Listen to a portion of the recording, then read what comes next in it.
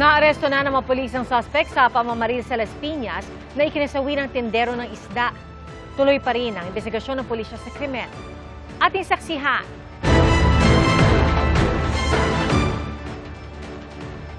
Sa kuha ng CCTV bandang alas 4:30 ng madaling araw kahapon, namataan ang motorsiklong ito sa Las Piñas City.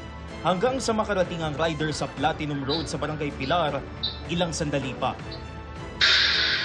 Umalingaw-ngaw ang putok ng baril. Nakunan din ng CCTV ang pagtakas ng sospek. Ayon sa mga pulis, tindero ng isda ang biktimang 49 na taong gulang. Umaga raw nang dumating ang biktima at isang saksi sa kanilang tindahan. Binubuksan raw ng saksi ang tindahan at nagpapark naman ang sasakyan ng biktima nang umalingaw-ngaw ang putok ng baril.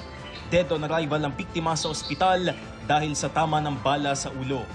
Sa pamamagitan ng hot pursuit operation at CCTV backtracking, natunto ng mga otoridad ang sospek.